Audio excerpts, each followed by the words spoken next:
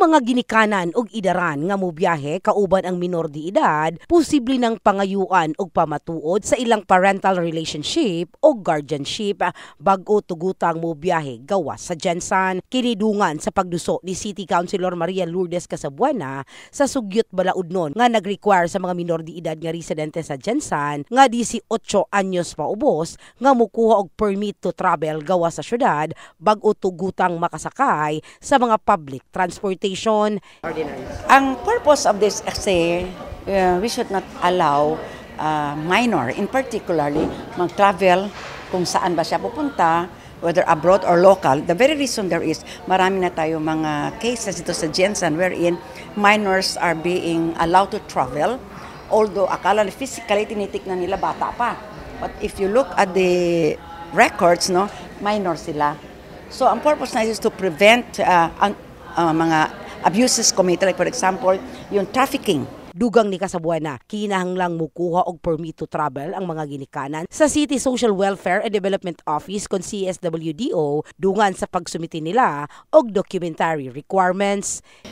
Parental consent. And then patong iba ID ng company, ng companion pala. Companion. Like for example, ikaw, isunong kasama niya.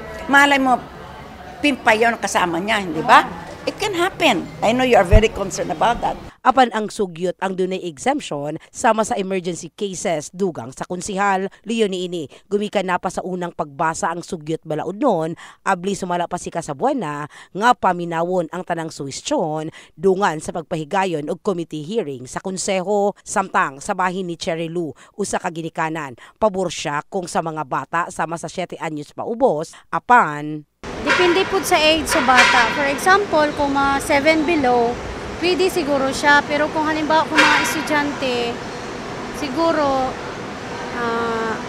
magduha-duha pa ko. Dahil siyempre mag-travel man sila. Pero kung 7 below, uyon po ana para sa mga kabataan, ma-secure ang ilang seguridad. Manduan usab ilawom sa moong proposed ordinance ang mga opisyal sa terminal og empleyado nga himuon ang makaya aron masiguro nga ang mga bata nga dunay dokumento ang tugutang makabiyahe. Napatik usab sa sugyot nga kinsa mang individual o organisasyon nga makasupak ugaling kini ang mahimong hingpit ng ordinansa, sila ang makamulta og dili moubos sa 5,000 pesos. In the heart of changing lives. Kini sa Brigada Richelle Gubalani sa Brigada News Gensan. Brigada News!